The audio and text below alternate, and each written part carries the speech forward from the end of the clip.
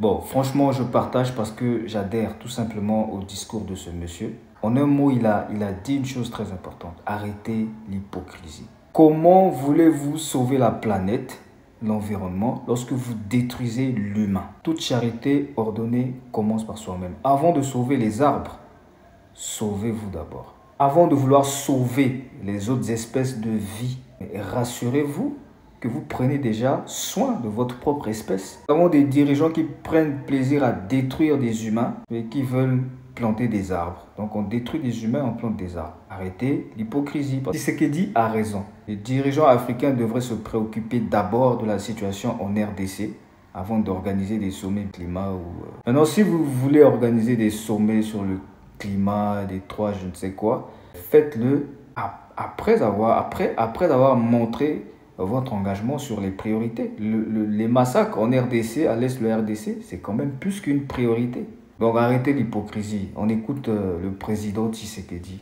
Je me réjouis particulièrement de prendre part ce jour à ce sommet inédit réunissant les trois bassins des écosystèmes de biodiversité et des forêts tropicales mondiales, à savoir l'Amazonie, le Bornéo-Mékong et le Congo.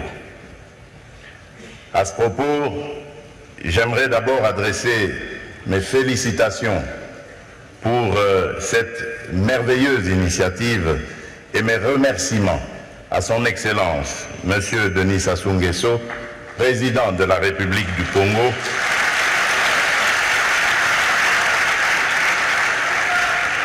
ainsi qu'au peuple congolais pour l'accueil chaleureux, auquel je suis habitué d'ailleurs, pour l'accueil chaleureux nous réservé à ma délégation, à mon épouse et à moi-même.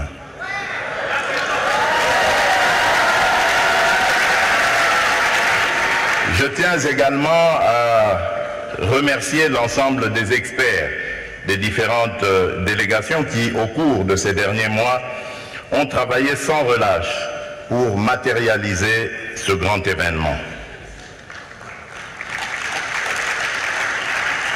Excellences, Mesdames et Messieurs, ce sommet vient à point nommé en ce qu'il nous permet de réfléchir à quelques semaines de la tenue de la 28e conférence des parties à la Convention cadre des Nations Unies sur les changements climatiques, prévue très bientôt aux Émirats Unis, de réfléchir sur des perspectives concrètes en vue de l'application effective de l'accord de Paris sur le climat, mais avant tout d'entrevoir la possibilité d'adoption d'une stratégie commune visant à ressortir le rôle central joué par nos États dans la lutte contre les changements climatiques.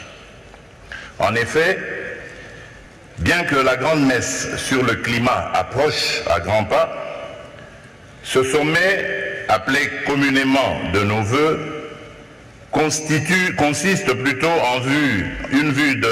en une opportunité, en même temps qu'en un défi inouï, au vu de cette caractéristique que nous avons en partage, celle d'abriter sur nos territoires respectifs les trois plus grands massifs forestiers tropicaux de notre planète. À cet égard, et face aux grands défis du réchauffement climatique pour lequel nos forêts sont mises à contribution pour la sauvegarde de l'humanité, il nous revient par cette occasion de passer en revue les possibilités d'établissement de synergies et d'adoption de stratégies communes visant à nous rendre davantage audibles et de renforcer notre contribution dans la lutte contre le réchauffement climatique et face à la perte érosive de la biodiversité. Excellences, Mesdames et Messieurs, nous sommes face à un problème dûment identifié, dont le diagnostic a été clairement posé et pour lequel les solutions sont non seulement connues, mais avant tout réalisables, avec le concours et la bonne volonté de chacune des parties prenantes. Mieux que quiconque, nous sommes conscients que nos forêts constituent l'ultime rempart pour une humanité confrontée au risque sans cesse croissant d'un dérèglement climatique irréversible. En effet, avec plus de 80% des forêts tropicales du monde, les bassins de l'Amazonie, du Bornéo-Mékong et du Congo jouent un rôle stratégique dans la lutte contre les changements climatiques. Bien plus, nos forêts réunies rendent d'autres services écosystémiques immenses, innombrables et vitaux pour l'humanité. Fort de ce rôle, nous devons désormais nous assurer que l'amélioration des conditions socio-économiques des communautés locales gardiennes de ces forêts figure au centre de l'agenda de la gouvernance mondiale et les services écosystémiques fournis par celles-ci valorisés à juste titre, tout en rendant hommage aux générations qui nous ont précédés et aux peuples autochtones pour leur contribution dans cette lutte. Ce sommet constitue une opportunité pour adresser les défis multiples auxquels ces populations sont confrontées, elles qui vivent de la forêt et dans la forêt. Il s'agira notamment de mettre en place une synergie d'action et des stratégies de coopération pour mieux préserver nos forêts, restaurer les écosystèmes et lutter efficacement contre la pauvreté en vue du bien-être de nos populations. Pour y parvenir, il nous faudra notamment plus de coopération technique et scientifique en vue du renforcement de nos capacités de lutte contre ce phénomène. Excellences, Mesdames et Messieurs, dans le cadre de nouvelles perspectives économiques au niveau global, nos États sont appelés à développer des programmes d'investissement mieux structurés visant non seulement la valorisation de nos ressources naturelles, mais aussi le renforcement de la résilience de nos systèmes socio-économiques face à la crise climatique. La République démocratique du Congo plaide pour la diversification des sources de financement climatique, entre autres le développement d'un marché de carbone juste et équitable, comme mécanisme de gestion durable, aussi bien dans les 3 bassins forestiers tropicaux que des autres massifs forestiers du monde. En effet, ce rôle stratégique que joue la République démocratique du Congo dans la lutte contre les changements climatiques n'est plus à démontrer. Avec plus de 62% des forêts du bassin du Congo et environ 70% de ses tourbières, plus de 52% des réserves d'eau douce de l'Afrique, sa méga biodiversité classée 5e au rang mondial, mon pays qui a pris toute la mesure de sa responsabilité naturelle et historique entend assumer son leadership environnemental et climatique naturel ensemble avec ses pairs de tous les bassins. Aussi,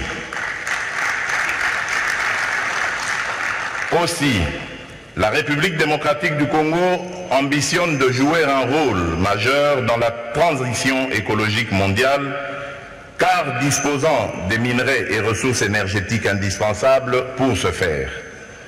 De manière non exhaustive, je cite par exemple le cobalt avec plus de 70% des réserves mondiales, le coltan, le lithium ainsi qu'un énorme potentiel en énergie propre et renouvelable. Excellences, Mesdames et Messieurs, la République démocratique du Congo entend mobiliser les financements adéquats en vue de minimiser son empreinte carbone, ce qui permettra de moderniser nos systèmes d'exploitation forestière, agricole et minière. À cet effet, j'ai initié plusieurs réformes structurelles tendant au renforcement du cadre juridique et de gouvernance climatique dans mon pays. Ces réformes ont notamment pour but d'améliorer le climat des affaires, de structurer la mise en œuvre de notre contribution déterminée à l'échelle nationale et de faciliter la coopération bi- et multilatérale irrelative, d'organiser le marché de carbone et d'en garantir la transparence et l'intégrité socio-environnementale. Pour nous, les efforts consentis pour la réduction des émissions et les moyens mobilisés pour renforcer notre résilience climatique constituent une véritable opportunité de croissance économique durable.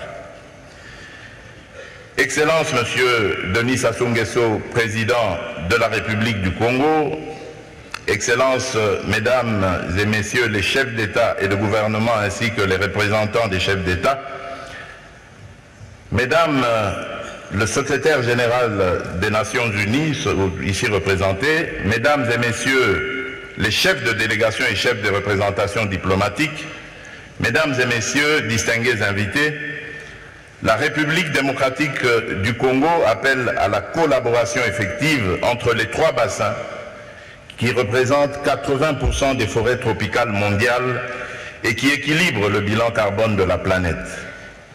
Par conséquent, elle trouve légitime que l'affectation des ressources mobilisées actuelles et futures tienne compte de cette pondération. Ainsi, l'engagement et le partenariat des pays des 10 bassins forestiers devront permettre la définition des politiques communes et mutuellement avantageuses.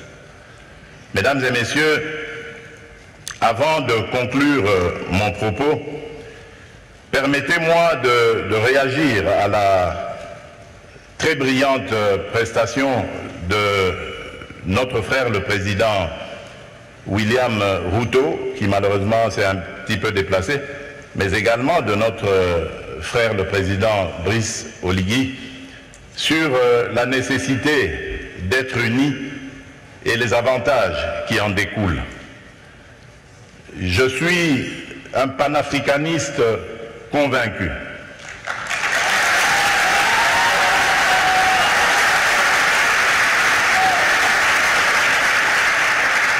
Et je suis vraiment rompu à cette conviction. Et lorsque je suis devenu, c'est ça la preuve d'ailleurs, lorsque je suis devenu président de la République, il y a presque 5 ans maintenant,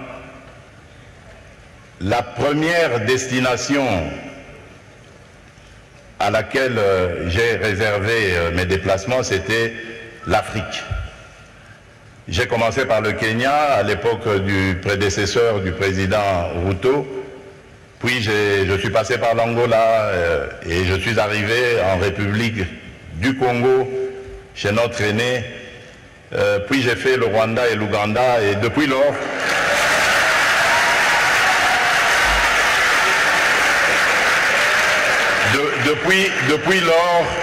depuis lors, j'ai parcouru et visité tous les 9 pays voisins de la République démocratique du Congo.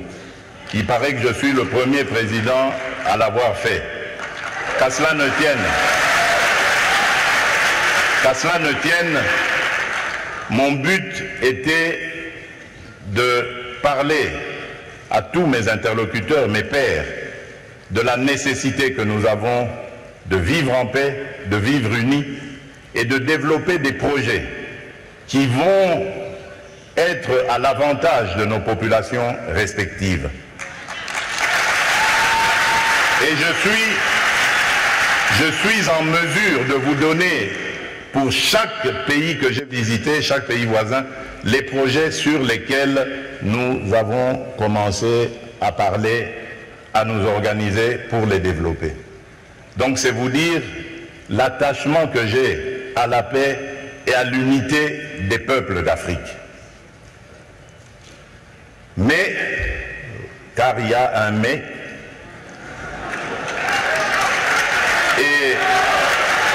et là je voudrais vraiment m'excuser de tempérer un peu l'enthousiasme qui a été le nôtre lorsque nous avons suivi le président Ruto, pour dire, malheureusement, nous sommes loin de la réalité. Parce qu'en ce moment, par exemple, où nous parlons de ce sujet très, très important, hyper important, la conservation de notre biodiversité, de nos forêts, il se passe actuellement dans le parc de Virunga une des réserves naturelles les plus importantes au monde, en forêt, en biodiversité, un activisme armé qui met à mal cet écosystème, qui le détruit. Et cela n'a pas été décidé à Washington, à Paris, à Bruxelles ou à Londres. Ça a été décidé en Afrique, et plus précisément à Kigali.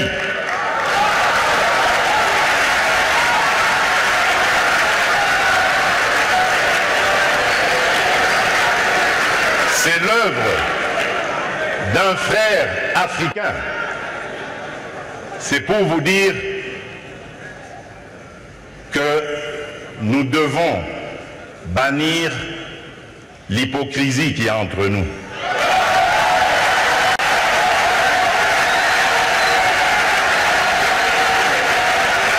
Nous devons bannir des fléaux tels que le tribalisme, la haine de l'autre. Et c'est là, je crois, que nous pourrions parler d'abattre nos barrières, d'effacer les tarifs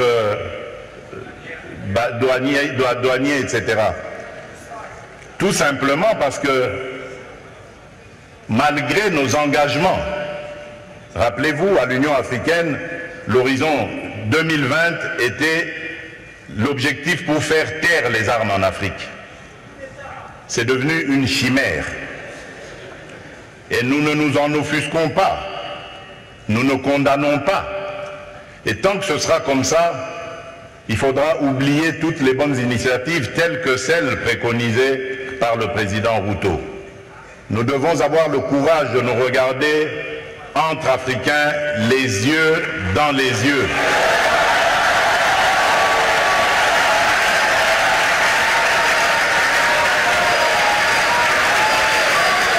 Et nous dire que on ne peut pas s'appeler frère et se poignarder dans le dos en même temps.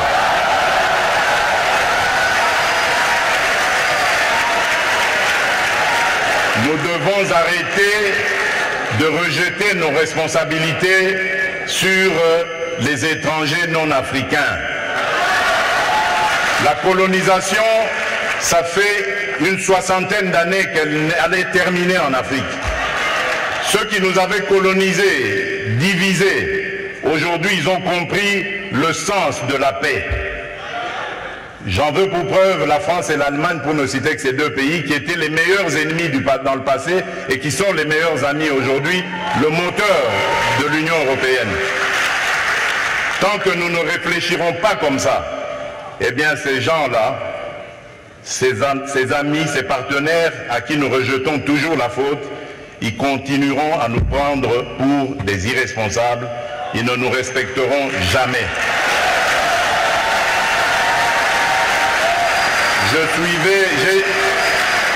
J'ai suivi tout à l'heure avec attention l'adresse du président Macron, toute sa bonne volonté à vouloir venir dans des partenariats, mais j'ai tout de suite compris par son attitude que c'était du politiquement correct. Il n'en croyait pas un mot. Non pas parce que lui est menteur, non, loin de là. Parce que nous ne sommes pas sérieux, et eux le savent. Le jour où nous mettrons fin à ce à quoi nous assistons aujourd'hui, à l'est de la République démocratique du Congo par exemple, des voisins qui viennent semer la pagaille, la mort, la désolation, uniquement dans le but de s'enrichir, de piller les ressources. Le jour où nous mettrons fin à ce genre de comportement, alors oui, là nous aurons compris. Parce que je suis désolé, en tant que président de la République démocratique du Congo et face à ce genre de choses, je ne suis pas tenté de construire des ponts, mais plutôt des murs pour sécuriser ma population.